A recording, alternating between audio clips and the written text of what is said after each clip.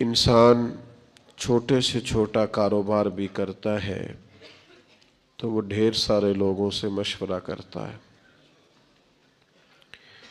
وہ غور و فکر کرتا ہے کہ میں جو کام شروع کرنے جا رہا ہوں آیا یہ فائدہ مند رہے گا یا میں ترقی کی منازل طے نہیں کر سکوں گا. بہت سارے لوگوں سے مشاورت کے بعد وہ کام کو شروع کرتا ہے اور پھر اس سارے کام کے لیے جتنے لوازمات جتنی ضروریات چاہیے ہوتی ہیں وہ ساری پوری کرتا ہے.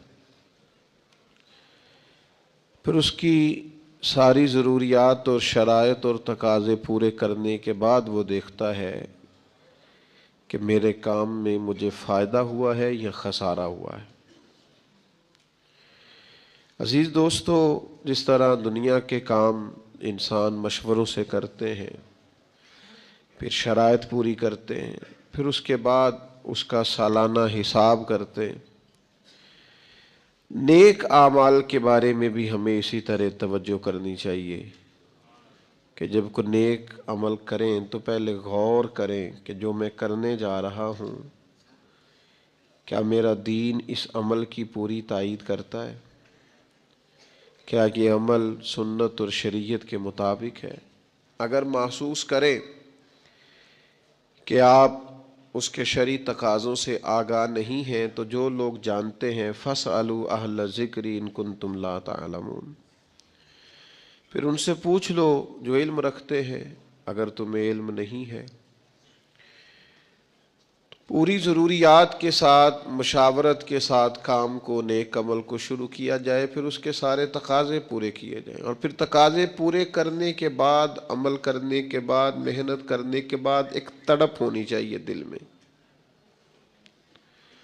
وہ تڑپ یہ ہونی چاہیے کہ میرا مالک اسے قبول بھی فرما لے. ایک ہوتی ہے قابلیت اور ایک ہوتی ہے قبولیت. بعض لوگوں کے پاس قابلیت تو ہوتی ہے پر ان کی قبولیت نہیں ہوتی. جو قبول ہو جائے اور جس کو قبولیت نصیب ہو جائے، اصل اسی شخص کا عمل اسے نفع دیتا ہے.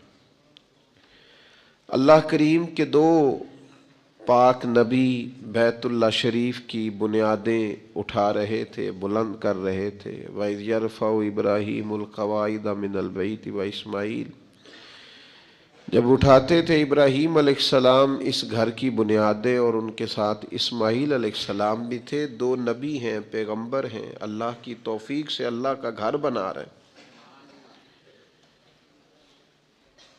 مشقت کر رہے ہیں، محنت کر رہے ہیں، کوشش کر رہے ہیں، بیت اللہ کی تعمیر کر رہے ہیں. تو رب کہتا ہے پتہ ہے وہ مجھ سے کہتے کیا تھے؟ میرا ہی گھر بنا رہے ہیں پر مجھ سے کہتے تھے ربنا تقبل منا، یا اللہ یہ خدمت ہم سے قبول فرما لینا، یہ قبول کر لینا. قبولیت بڑی نعمت ہے. کچھ لوگوں کے پاس قابلیت بڑی ہوتی ہے پر ان کی قبولیت. دو بھائی تھے، ملا فضل اور فیضی اکبر کے دربار میں، بڑے عالم تھے. قرآن مجید کی تفسیر لکھی ہے اور ایسے لفظ کوئی استعمال نہیں کیے جن پر کوئی نقطہ آئے، بے نقطہ تفسیر. بڑے بھائی کا حافظہ اتنا مضبوط تھا کہ وہ کسی چیز کو ایک دفعہ سنتا تھا تو یاد کر لیتا تھا. چھوٹے بھائی کا حافظہ اس طرح کا تھا کہ وہ 2 دفعہ سنتا تھا تو یاد کر لیتا تھا. ایک شخص اپنا قصیدہ شاعری بادشاہ کے لیے لکھ کے لایا تو اس نے جب دربار میں سنایا تو بڑا کہنے لگا بادشاہ یہ تو شعر ہی میرے ہیں. اس نے کہا آپ کے کیسے ہیں؟ کہا میں سناؤں. تو آپ نے ابھی اشعار سنے ہیں، ایک دفعہ سن کے یاد نہیں ہوتے. کوئی بندہ دعویٰ نہیں کر سکتا کہ مجھے یاد ہو گئے، لیکن وہ بڑے بھائی کو چونکہ اس کا حافظہ اتنا زیادہ تھا اس نے ایک دفعہ سنے اور اس نے سنا دیے. تو اب بادشاہ کو یقین ہو گیا یار حد ہو گئی، یہ تو نہیں نہ ہو سکتا کہ اس کو اس نے سنا دیے. تو چھوٹے والا کہنے لگا بادشاہ سلامت یہ واقعی میرے بھائی کے شعر ہیں، یہ تو مجھے بھی آتے ہیں، کیونکہ وہ 2 دفعہ سن کے یاد کر لیتا تھا نا. بڑے ایک دفعہ شاعر سے سنا، ایک دفعہ بڑے بھائی سے سنا، اب 2 دفعہ سننے پہ یاد ہو گیا، جب اس نے بھی سنا دیے تو بیچارے شاعر کو سزا مل گئی اور ان دونوں کو انعام مل گیا۔ بلا کا حافظہ، بلا کے قابل، کمال ڈگریاں، کمال باتیں، کمال علم و فن، لیکن ان کی قبولیت نہیں تھی۔ بادشاہ کے ناجائز کاموں میں بھی اس کو سپورٹ کرتے، فتوے دیتے، اور بادشاہ کو گمراہ کرنے میں انہوں نے بڑا کردار ادا کیا۔ اسی دور میں ایک مرد قلندر کو اللہ نے قبولیت عطا فرمائی، جن کو شیخ احمد فاروقی مجدد الفسانی کہا جاتا ہے۔ انہوں نے دین کی تبلیغ کی، کام کیا، خدمت کی، ان کی خدمت قبول ہوئی۔ مجدد صاحب کی کتاب مکتوبات جو انہوں نے خطوط لکھے تھے دنیا میں پڑھی جاتی ہے، اس سے لوگ فیض پاتے۔ او میرے بھائی، ابو جہل بڑا قابل تھا، ابو الحکم کہتے تھے لوگ اس کو، دانائیوں والا، حکمتوں والا، پنچایت کا آدمی، لوگ مشورے لیتے تھے، لیکن بڑا سمجھدار، بڑا معاملہ فہم، بڑا مدبر ہونے کے باوجود اس کی قبولیت، یہ قبولیت اللہ نے حضرت صدیق اکبر کو عطا فرمائی۔ ساری زندگی ہم نے قابل بننے پہ لگا دی، قبول ہونے پر توجہ ہی نہیں کی۔ قابلیت بھی پیدا کرے لیکن قیمتی جوڑا ہو اور محنت سے، شوق سے خریدا ہو، رنگ بھی پسند ہو، کپڑا بھی بڑا بہترین ہو اور درزی کو دیا بھی جائے، لیکن اگر وہ درزی بھی کئی راتوں کا بیدار ہے، آنکھیں اس کی باہر آ گئی ہیں، اس نے سی کر کے دیا ہے، لیکن اگر تو اس کی تعریف ہو جائے تو پھر تو وہ خوش ہو جاتا ہے کہ بھئی، کہتے ہیں کیا بات ہے جناب کی مہربانی، آپ نے کمال کر دی، تو مطمئن ہو گیا۔ لیکن اگر کسی نے کہہ دیا کہ یار تو نے تو حد کر دی ہے، یہ تو ناپ ہی پورا نہیں، ماپ ہی سارا غلط ہو گیا، تو مجھے بتائیے وہ ساری محنت فائدہ مند ہوئی کہ رائے کہاں گئی؟ جو قبول ہو جاتے ہیں نا، اصل بات ان کی ہے، قبولیت اصل چیز ہے۔ قرآن مجید پڑھا ہے، تلاوت کی ہے، عبادت کی ہے، دعا کرو نا، وہ قبول بھی تو کرے نا، اور وہ کریم ہے۔ اگر تو قبول کرنے پہ آئے تو نبی پاک علیہ السلام نے فرمایا تم باتیں کرتے کرتے ایک ایسا جملہ کہتے ہو کہ مالک کو اتنا دریائے رحمت کو جوش آتا ہے کہ ایک جملے کی وجہ سے تمہارے لیے جنت کا فیصلہ کر دیتا ہے۔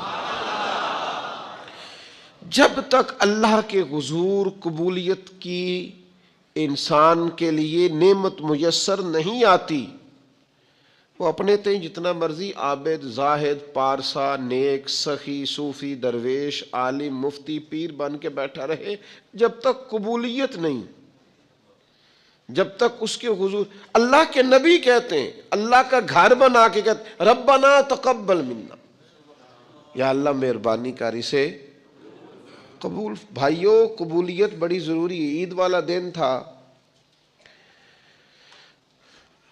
حضرت فاروق اعظم رضی اللہ تعالیٰ عنہ نے نبی پاک علیہ السلام کے مصلی پہ کھڑے ہو کے لوگوں کو عید کی نماز پڑھائی، اور پھر اللہ کے محبوب کی امت کے مابین خوشیوں بھری، محبتوں بھری انہوں نے ملاقاتیں بھی کی، لیکن گھر جب گئے تو اچانک آنکھوں میں آنسو آ گئے، اور وہ آئے تو وہ تیز ہو گئے آنسو، تو گھر والی کہنے لگی آپ کا ہر جگہ یہی حال ہے، آج عید کا دن ہے مسرت کا اور آج بھی آپ رونے لگے؟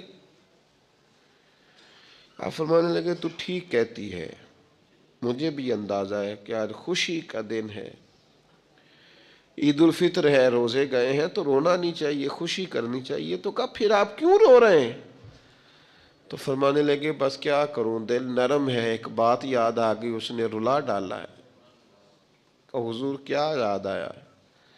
فرمانے لگے میرے دل میں خیال آیا ہے عید تو اس کی ہے نا جو قبول ہو گیا ہے، اس کے روزے قبول ہو گئے، جس کی نمازیں قبول ہو گئیں، جس کی تراویح قبول ہو گئی۔ جس کا اعتکاف قبول ہو گیا، جس کی بیت اللہ کی حاضری قبول ہو گئی، جس کی روضہ رسول کی حاضری قبول ہو گئی، جو قبول ہو گئی، عید تو اس کی ہے، لیکن جس نے سارا کچھ کیا ہے پر قبول نہیں ہوا، تو اس کو پھر میری طرح رونا ہی چاہیے، اس کے لیے رونا ہی تو ہے۔ او یارو، اگر وہ کرے قبول تو بڑا کریم ہے، ورنہ حال یہ ہے کہ فویل للمصلین، کچھ نمازیوں کے لیے بھی بربادی ہے، کچھ قاریوں کے لیے بھی بربادی ہے، کچھ ایسے صاحبان علم بھی ہوں گے جو صبح قیامت معاذ اللہ ثم معاذ اللہ، حضرت ابو ہریرہ فرماتے سب سے پہلا حساب ہی قاری کا، سخی کا اور شہید کا ہوگا، اور ان کی اپنی تصنع، ریاکاری اور دکھلاوے کی نیتوں کی بنیاد پر ان کے اعمال دھتکار دیے جائیں گے۔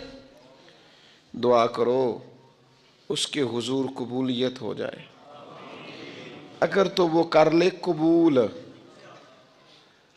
ہو جائے مہربانی، تو حضرت صدیق اکبر جا کے حضرت بلال حبشی کو خریدنے کے لیے کھڑے، کہتے ہیں میرا گورے رنگ والا غلام رکھ لے،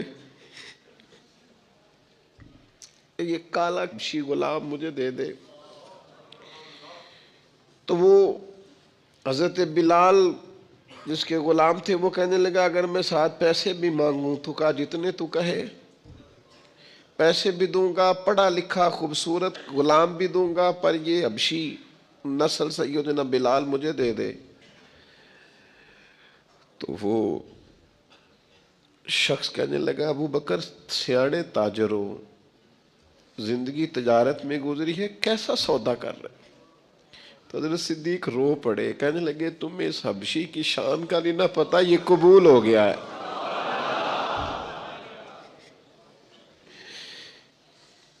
یہ قبول ہو گیا ہے، جو تو ہو گیا نا قبول،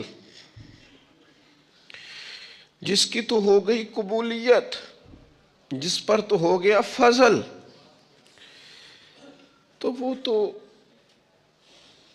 نجات پا گیا اور فلاح پا گیا، لیکن قابل بڑا تھا، قیمتی بڑا تھا، رنگ بڑا خوبصورت تھا، قد بڑا اونچا تھا، اور باتیں بڑی آتی تھیں، پر قبولیت نصیب، اگر وہ مہربانی کرے، اگر وہ رحمت کرے، اگر وہ عطا کرے اور وہ کہہ دے کہ تو قبول ہے، تو پھر تو بات بن گئی۔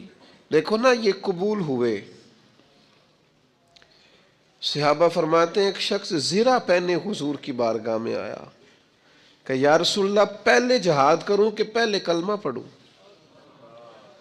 تو نبی پاک نے فرمایا تو پہلے کلمہ پڑھ پھر جہاد کر۔ نے کلمہ پڑھا، جہاد کیا، شہید ہو گئے، حضور اس کے سرانے کھڑے ہیں، دیکھو قبول ہو گیا ہے۔ یہ دیکھو سرانے حضور کھڑے، ابھی آیا تھوڑی دیر پہلے، تھوڑی دیر پہلے، تھوڑی دیر پہلے ابھی آیا، تھوڑی دیر ہوئی ہے کایا کالیاں زلفاں والا، ایویں دو کڑیاں میرے من وچ رکیا تے کر گیا نور اجالا۔ حضور سرانے کھڑے ہیں اور مسکرا مسکرا کے فرما رہے ہیں دیکھو عمل تھوڑا کیا ہے اور اجر زیادہ لے گیا ہے۔ یہ قبول ہو گیا ہے نا، یہ قبول۔ سلمان فارسی قبول ہو گئے، بکتے بکاتے دروازہ رسول پہ آئے، سلمان قبول ہو گئے۔ سلمان فارسی حضور کی بارگاہ کے مقبول ہو گئے، وہ خدمت عالی مرتبت میں رہنے لگے۔ سلمان فارسی کو آزاد کرانا تھا تو ان کے لیے بندوبست بھی حضور کرا رہے ہیں، ان کے لیے کھیت اور پودے تیار کیے جا رہے ہیں، بندوبست ہو رہا ہے۔ سلمان قبول ہو گئے، پھر اتنے قبول ہوئے، اتنے قبول ہوئے، کہاں سے بکتے بکاتے آئے تھے، تیری تلاش میں پھرا میں جنگل پہاڑ اور دشت میں، اور پھر اتنے قبول ہوئے کہ محبوب کریم نے فرمایا لوگوں اسے غیر نہ سمجھنا، سلمان من اہل البیت، قابلیت بھی تلاش کرو لیکن دعا کرو نا وہ قبول بھی کرے، اس کی بارگاہ سے قبولیت بھی ملے۔